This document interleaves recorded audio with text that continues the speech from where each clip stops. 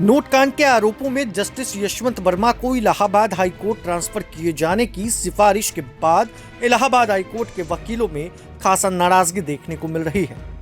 Supreme court के collegium के फैसले के विरोध में इलाहाबाद हाई कोर्ट के वकीलों ने आज बेमियादी हड़ताल शुरू कर दी।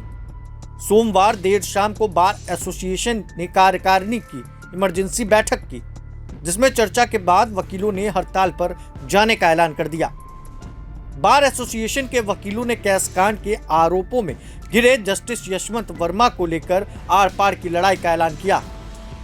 हाईकोर्ट के वकील आज सुबह 10 बजे से गेट नंबर 3 पर विरोध प्रदर्शन कर रहे हैं।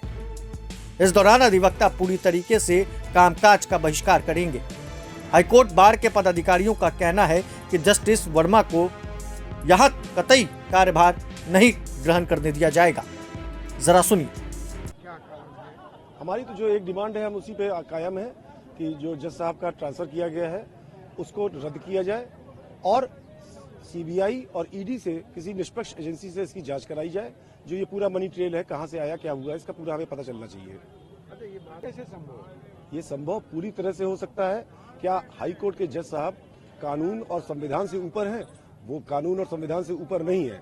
जो एक आम आदमी की खिलाफ होता है, यहाँ 10-15 करोड़ किसी के यहाँ मिल जाए तो तुरंत सीबीआई, तुरंत ईडी सब लग जाती है सारी एजेंसीज।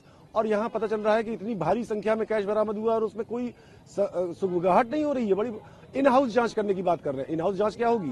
कौन सा जज है जिनको फोरेंसिक की जानकारी है, जिनको इन्वेस्टिगेशन का पूरा नॉलेज है? ऐसा कौन जज है जो कर पाएंगे ये काम? ये कोई नहीं कर सकता है जब तक कि इसमें इसके जो प्रोफेशनल्स हैं, जिनको ये जानकारी, जिनको मालूम है कि कैसे किया जाए, विशेषज्ञ लोग जो होते हैं, वो जब तक ये नहीं करेंगे तब तक इसमें हम इससे संतुष्ट नहीं होंगे इस जांच से।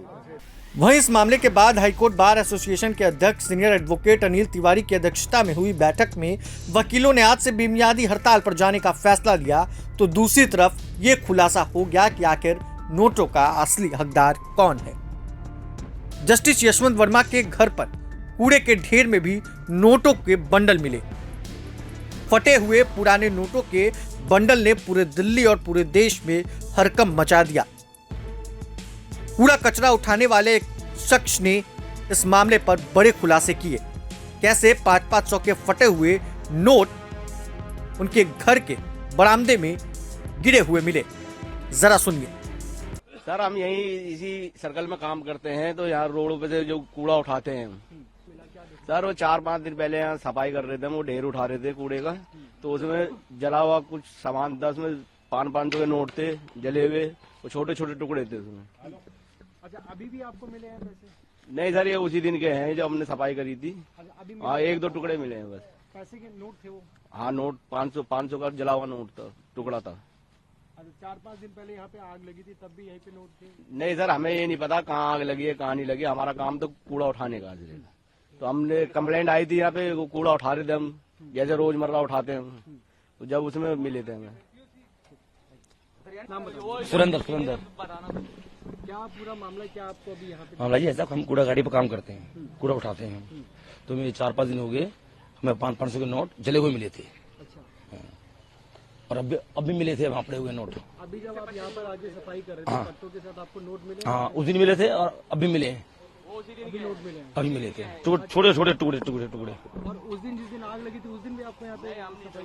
उस दिन हम नहीं थे।